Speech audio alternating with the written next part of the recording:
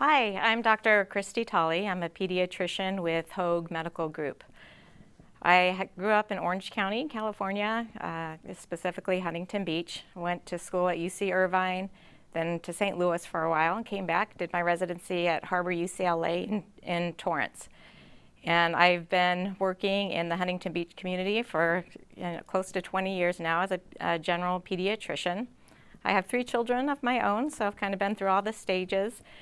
And so hopefully I can help you today and let you know what to expect when you bring your baby home. So I am currently with Hoag Medical Group, have been there for 5 years, and I am super happy to be part of that community, and I hope you enjoy the presentation. The presentation will be about 30 minutes, and I'll leave time for some questions and answers afterwards. If your question doesn't get answered, feel free to contact Hoag Medical Group. If you look on their website, you can find myself under their website. And for all of you who have registered today, you got a copy of the presentation, and you can refer to that as we go along. So I wanted to talk about this specifically because there's a lot of preparation in having a baby. And so a lot of that goes into your baby shower, the stuff that you need for your baby, and then often baby gets home and it's a bit overwhelming. It's like, oh my gosh, my baby's home, now what? So that's the reason for the talk today. So often you get home, everybody's congratulations and so excited, and you're a parent and so happy, and then over the next couple of days, you feel more like this. I wish we had a clue, but we knew what we were doing, right? And so that's my job here today, and the pediatricians at Hoag, is to kind of walk you through that and sort of being your partner in raising your child. So at the beginning, you'll be seen by a pediatrician through Hoag Medical Group. We come see you every day that you're in the hospital within the first 24 hours. And so we're a resource for you from the very beginning. So for the first year of life, or actually 2 years of life, you're going to be seen quite often. The first visit's going to be somewhere between 3 to 5 days after you leave the hospital. We'll do another check at 2 weeks. And then from there, it's every 2 months. We got 2, 4, 6 months, and then we jump to the 3-month intervals. And so we do quite a lot at those visits, and part of this presentation will walk you through what we actually do. So the first thing that you're going to notice is there's going to be a lot of emphasis on your baby's weight. How much did they weigh? What do they weigh in the hospital? And I just kind of want to reassure you in the beginning that babies are designed to lose weight, okay? And that's a normal phenomenon.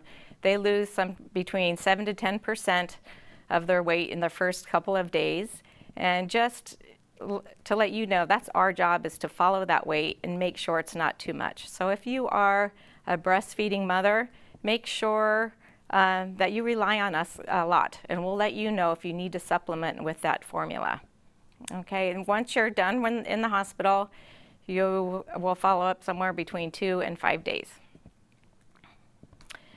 So when you come in for the visits, they're very centered around the child and also the parents. Okay, so we go over the child and do a complete physical exam. We talk about growth and nutrition, safety. We go through a lot of behavior and development and discuss the immunizations that need to be given. And then a lot of it's supporting the parents too. You'll have a lot of outside influences asking you questions or letting you know their opinion on what's best for your child. And I think a lot of time we spend talking to the parents about that too. So the normal growth for a baby, they grow really rapidly, especially in the first 6 months of life. For the first 0 to 6 months, they grow half an inch to an inch per month. By their first birthday, they're about 1.5 times their birth length. For their weight, in the first 6 months of life, they're gaining 1.5 to 2 pounds per month. And by the first birthday, they're tripling their birth weight. So a lot of time in that physical is spent on growth. And I like this slide a lot. This talks about the gross motor development. This is something that we discuss at every visit. You'll notice that we tell your kids all the time, and you've heard over and over, the kids need to sleep on their back. But one of the things that's very important too is tummy time. If you look at this slide, baby's starting on their tummy, and that's a very important part of gross motor development. So once the umbilical cord falls off, you want that baby on the tummy. You want to prevent any flattening in the back of the head, and if you follow along with the growth curve, you know, the first thing is to kind of push up, and once they're pushing up well, they'll start to roll over and sit. And so those are some of the milestones that we go over at every visit. And these are called the gross motor skills. The other thing we do is talk about language development. So there's certain key milestones that we're looking for. At 2 months of age, babies are generally cooing, making different sounds. Between 4 and 10 months, they start to do more babbling, more consonant sounds like mama and dadas. And then about 8 to 10 months, they start gesturing. They'll start waving bye and hi. And somewhere between 10 and 12 months, you're gonna really see that they start to understand their environment and what's going on, and even be able to follow simple instructions. Around 12 months, we have the first spoken words. Often they're saying mama and dada specifically, and then one more word as well. So I get a lot of questions about how you can help with your child's development. The main thing is really talking to your child, looking at them, playing, reading, getting on the floor. It doesn't need to be any special toys or equipment. Really, you just want to get there, talk, play, read, and really engage with your child. So as far as nutrition goes, the first 4 to 6 months of life, you are going to be either doing breastfeeding or formula. Breastfeeding, you're going to be feeding about 8 to 12 times per day, so it's quite a bit of feeding, and sometimes it can be a bit overwhelming, so that's also where the pediatrician can come in and kind of help support you through that. In the beginning, you don't want to worry too much about scheduling either, you know, just breastfeed on demand. So breast milk is a great nutrition for the baby. It decreases the risk of SIDS, it optimizes development, it's very good for bonding, and it's also very good for the emotional being of the mother and the child. You know, that being said, sometimes it's not for everybody. Some people choose not to breastfeed. Some people, it just doesn't work out, and we're also there to support you through that as well. So the beginning struggle, especially in the hospital, is just to be aware it can take 3 to 5 days for your breast milk to come in. And so again, you can rely on the pediatrician to determine whether or not you have enough breast milk. And we do that by following the weight. And you can see in the beginning, it's a very little, and it gradually increases over time. If you're breastfeeding, you need to supplement with vitamin D. That's the only thing that doesn't transfer as readily in your breast milk. And so often when you come in for your first visit, we'll give you samples of that. And there's multiple different types of brands out there as well. So once you are breastfeeding, and if you have to go back to work, or you just want to get out for a little bit, there's definitely guidelines on how to store your breast milk. And if you look on the American Academy of Pediatric website, you can find this form as well as in the handout. And it talks about, you know, how long you can store it in the freezer, how long you can leave it out sitting on the counter before it goes bad. And then, you know, it's pretty amazing. As soon as you have your baby, you're going to really be caught up on how much is a baby peeing, how much is a baby pooping, and all that's super important to follow. So on day 1, the baby's going to have at least 1 urine output. Day 2, you can see it goes up by numbers. They'll have 2. Day 3, you want 3. And so we follow that closely. Like I said, when we see you in the hospital, we're keeping track of all of that stuff. And then the next thing you're going to be looking at are the stools. Okay, in the first few days of life, it's going to be a thick black meconium, and then it transitions over as they start to eat more and either drink more breast milk or formula. It's going to transition over to more of a yellow stool. So we get a lot of questions on like the colors of the stools. So really they can be any color. They can be brown, green. The only things you don't want to see are a dark black, a white, or any red or blood that could be in there.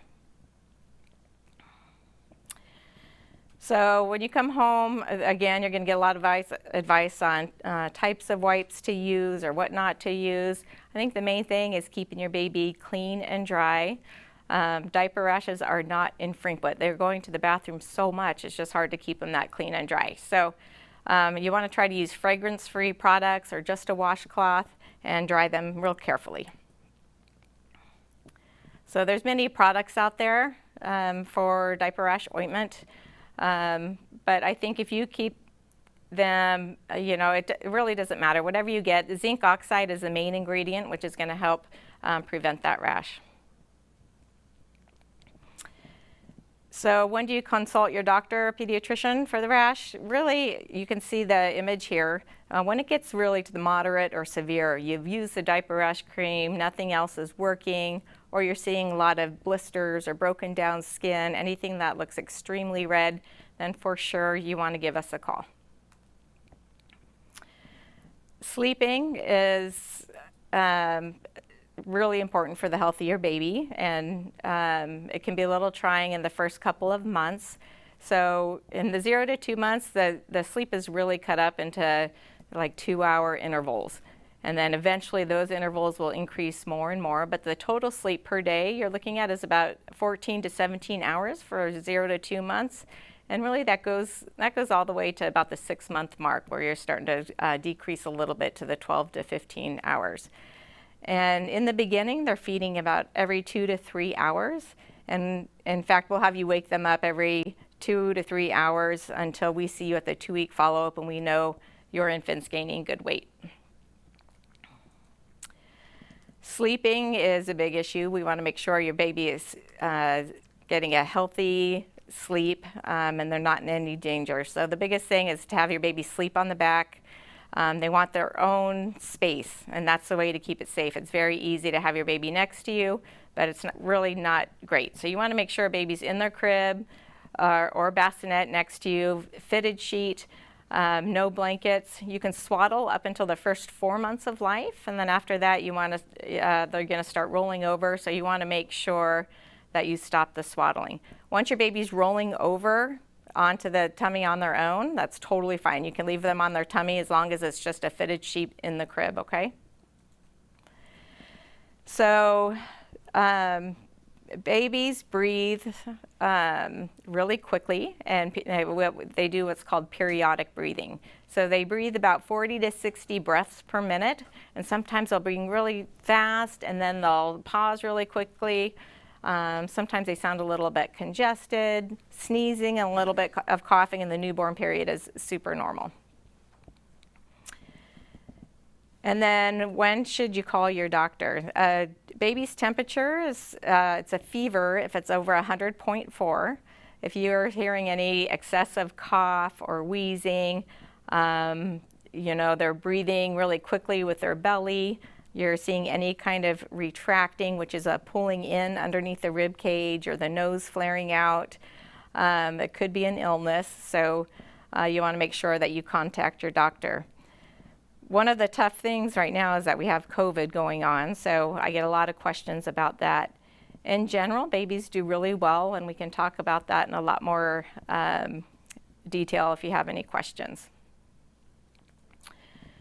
So you want to make sure that you know where to take your baby if there's an emergency. If it's an acute emergency, you just call 911 and they'll take your baby to the best hospital there is.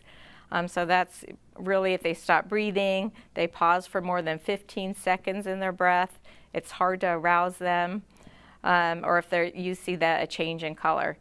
If there's any questions or you have concerns whether you should call 911 or whether they even need to go to the hospital, maybe it's just a cold and congestion symptoms or fever, that's what your pediatrician's there for too, and they'll help you determine whether you need to go into the hospital.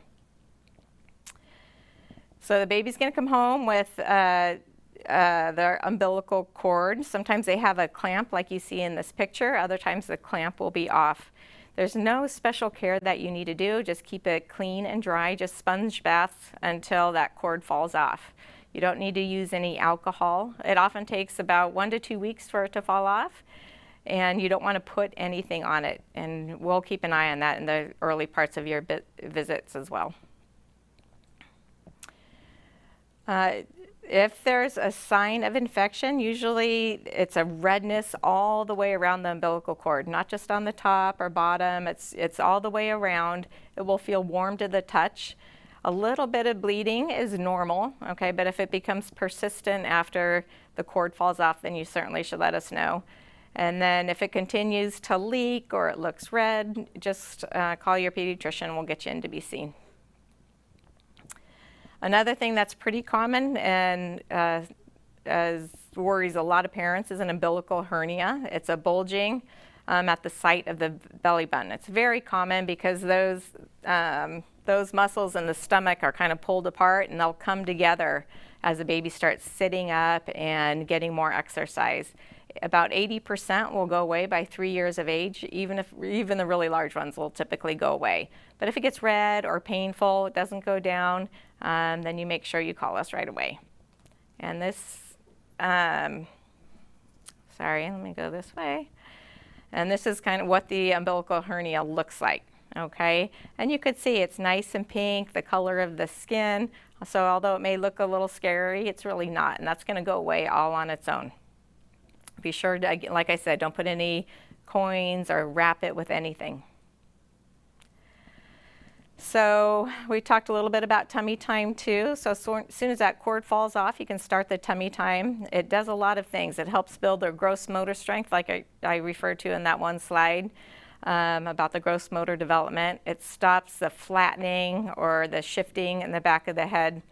And I'm sure you've seen kids who've had those helmets, and a lot of that happens because we just tell you to keep the baby on the back at night, and sometimes they're not on their tummy enough. So putting them on their tummy multiple times throughout the day is a great idea. So initially it's about 3 to 5 minutes, 2 to 3 times per day, and then working them up as they get older. Skin rashes are also super common in the newborn period. You can see this baby here with the neonatal jaundice. So we keep an eye on that, and that's part of the reason we follow you up so closely in the first couple of days of life. We have a light that can read the jaundice level, and if that becomes a problem, then we'll check and we can take care of that very easily. Peeling of the skin, that's basically the baby sloughing off the skin from being inside of you. That dry skin will resolve within a couple of weeks. And then often the milia, there's a bunch of little tiny white spots around the nose. Those will go away as well. And then there's a rash that's very frequent. Almost every baby has it. It's called erythema toxicum neonatorum, and it's a pretty awful name for a very benign rash. So all the kids, they get it, and it's just these little red dots, and they resolve within the first week as well. And then somewhere around 3 weeks of life, they start developing neonatal acne. There's nothing special that you need to do, and we can talk about that at the visits as well. But basically just sponge baths, and that will resolve on its own. It's just a response from the hormones of being inside of you. There's very common skin rashes as well, or not so much a rash as birthmarks. So some of those are the salmon patches or Mongolian spots. Many of these will fade as the baby gets older, and we can let you know how that looks and the likelihood of fading once we see that. So another question that comes up a lot is burping and hiccuping and spit ups. So when burping babies, you want to do that between breaths if you're breastfeeding, or with every 2 to 3 ounces of formula. And you just want to burp for a couple of minutes. If a burp doesn't happen, it may not be in there. So you can just go ahead and continue your feedings and then try again at the end of the feedings. And you can do everything perfectly right. You can have the bottle positioned right or the breast positioned right, but still hiccups are very, very common. So super normal to have hiccups multiple times a day. It doesn't mean you're eating anything wrong if you're breastfeeding. These things are just normal. And then also spitting up. It happens with almost every feeding and pretty frequently. Even vomiting once a day is pretty normal. So that's part of the reason we follow you up so closely in the beginning, is we want to make sure that the baby's gaining good weight. So we would let you know if the spitting up's too much or we need to change things around. And colic. So babies in general have fussy moments, okay? So you can do everything right. You can feed, you can change, and part of the normal developmental process is these kind of episodes of fussiness. So I think the biggest thing is not to feel like you're doing anything wrong. It's just normal baby stuff. So true colic, it starts around somewhere between 4 and 6 weeks old, and it lasts until they're 3 or 4 months. And colic is really crying for like 3 hours, inconsolable every day, really not finding anything physically wrong with them. So it's pretty rare. More often, it's just episodes of fussiness, often in the evening hours. And we would let you know whether we think that could be related to any kind of formula or any kind of reflux or any other issues. So like I said, the colic, it's 3 hours of crying, at least 3 days in a row, and most commonly 3 weeks to 3 months. There's many different types of things that are over the counter that you can use for colic. In general, I would recommend sticking to things that we know are safe and effective. The Mylicon drops are great. They're actually the simethicone drops. And then also, when you're in there, there's Soothe probiotics, which work as well.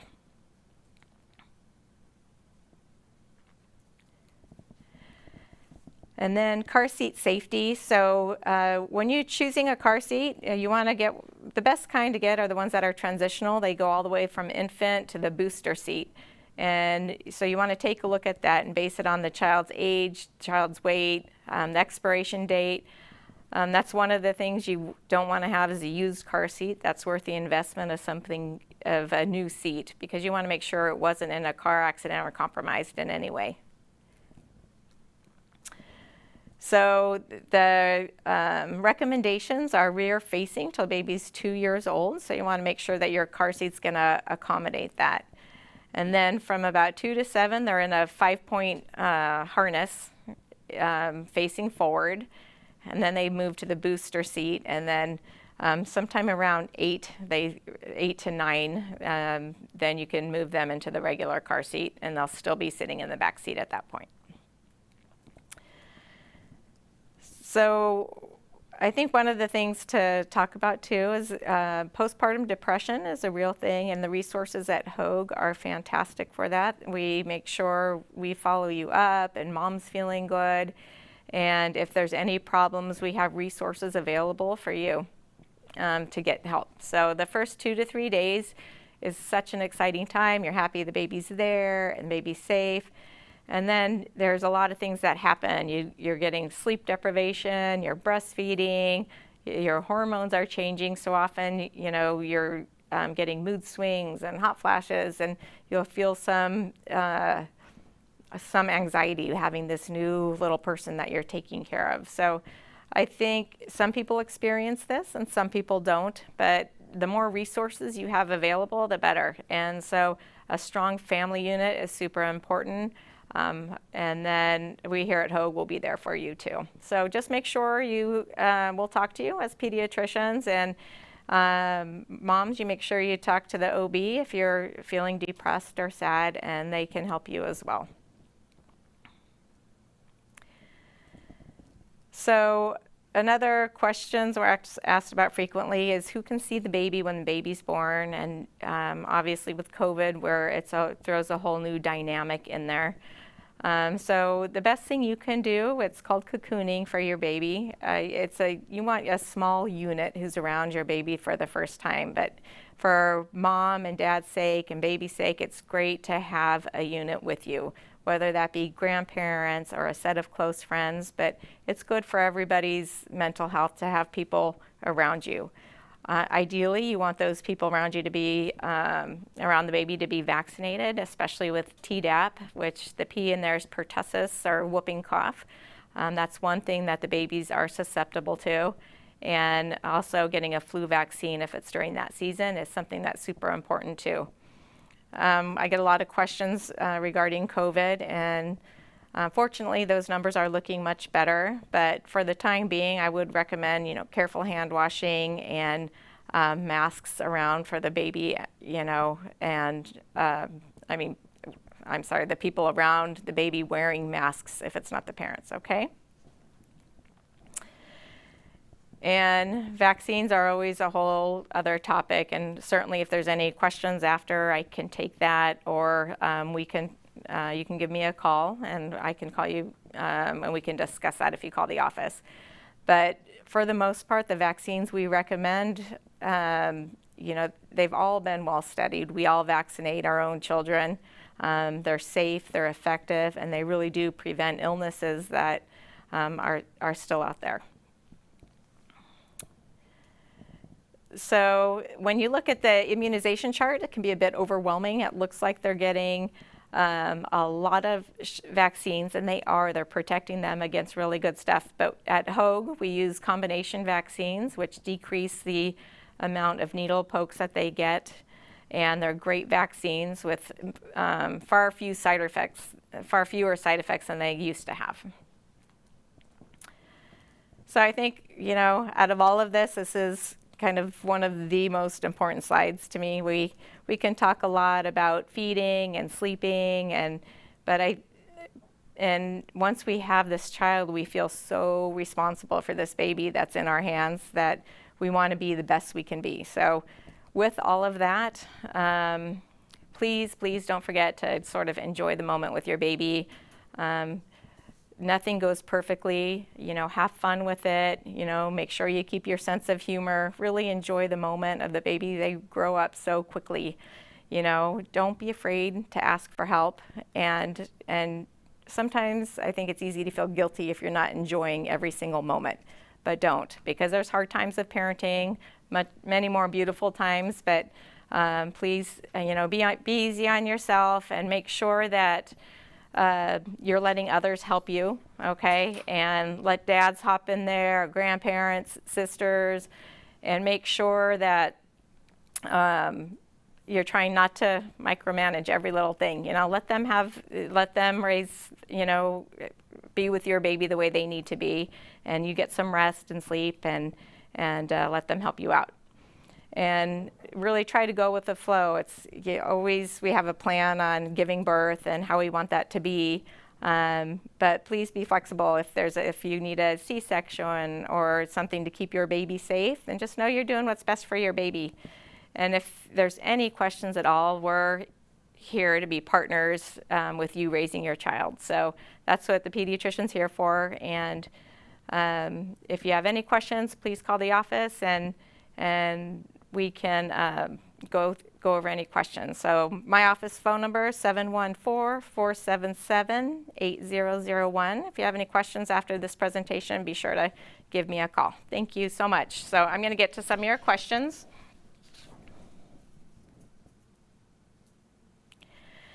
So this is a great question. So the first one is, what are you or Hoag doing to protect your baby, right, against COVID? So we are set up, so our mornings are designed for just well visits. So we don't see any sick visits in the morning, so you can feel very safe coming in with your child. We also let both parents come in. I know some other places are allowing only one parent, so we allow both parents to come in. We're only seeing well visits in the morning. And the other thing that we do a lot of now are telemedicine visits. So if you have just a couple questions or there's a rash, we do a telehealth visit so that you actually don't even have to come into the office, and we'd be happy to take that morning or afternoon for you.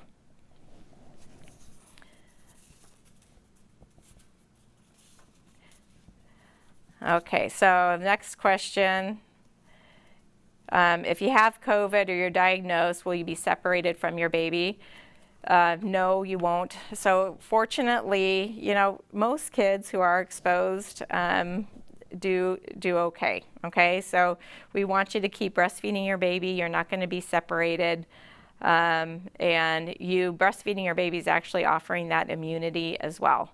I do think the immunization is actually recommended for pregnant or nursing mothers as well. So if you have the opportunity to get that, that's another way to keep your baby safe as well. And so hopefully more and more vaccines going to become available.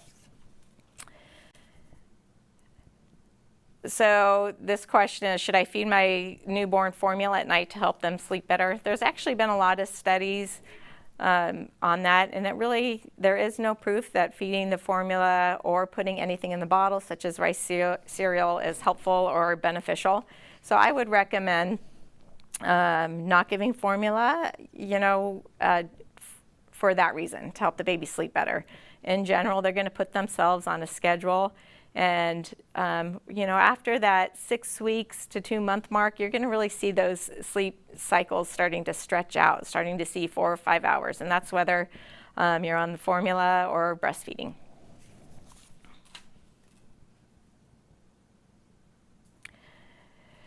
So for COVID, when I said babies do well, so I personally haven't hospitalized any babies from COVID. Most of the children I see just get very mild cold symptoms. Some will get a fever. I know there are cases out there where with a multi-inflammatory disease that they can get, but for the most part, that's rare. Most of the children that we see have mild cold symptoms.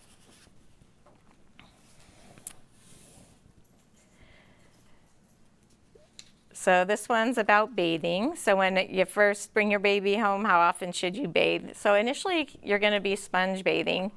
And you'll do sponge baths about every 3 days or so until the umbilical cord falls off. And once the umbilical cord falls off, then you can start giving regular baths. Still, about every 3 days is good. And how long should you breastfeed? So the recommendation from the American Academy of Pediatrics is 1 year, okay? And so if you can make it, that's fantastic. So the maximum benefit of breastfeeding is the first 4 months of life. That's when their immune system's really kicked in. But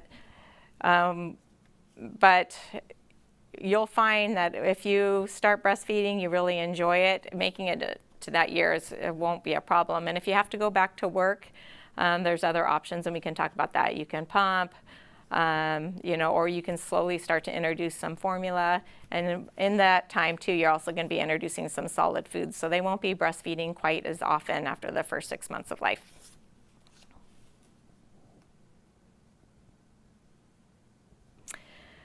So how often do you need the Tdap shot? So if it's been more than 2 years, then it would be recommended to get the Tdap shot again.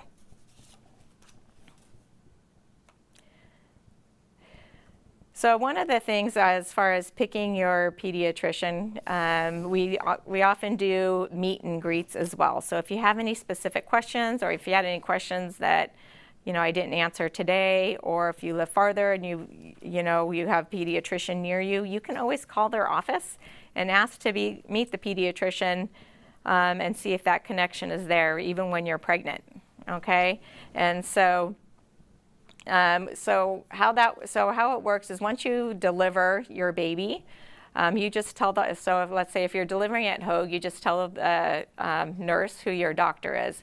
And then the pediatricians will come in and see you in the morning, and we'll let you know exactly when to follow up, about 2 days or so. But you'll be followed in the hospital, and you will never have to wait to get your baby in. Even if it's the next day, we'll always follow up that newborn just whenever they need them. You'll be able to get an office visit. And we always make sure, actually throughout childhood, that we keep same-day visits for you guys if you ever need to get in to be seen.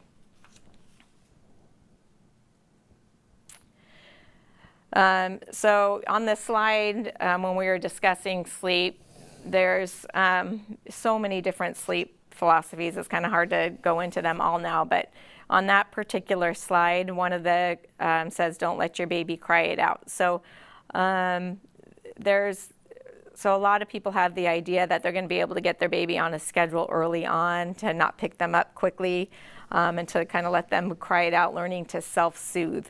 And so As they get older, that might be an option, which we can talk about, but definitely in the first 4 months of life, you want to kind of feed on demand and as they need you. And so that's what the crying it out method is.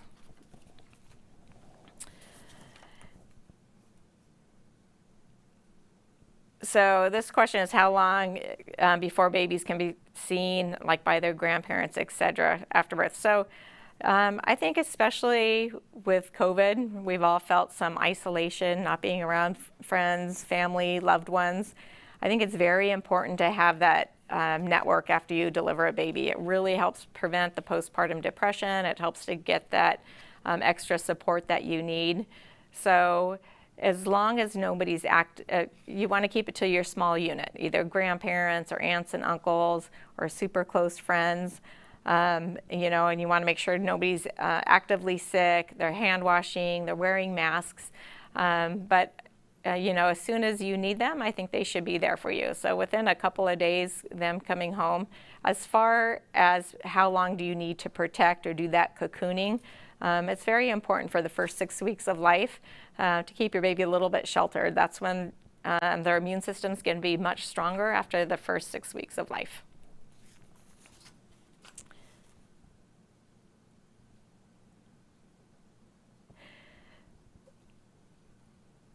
So there's some questions about kind of keeping the placenta and what you do with that. I think the most common thing that people do is they keep the baby's cord blood, and that's much more common.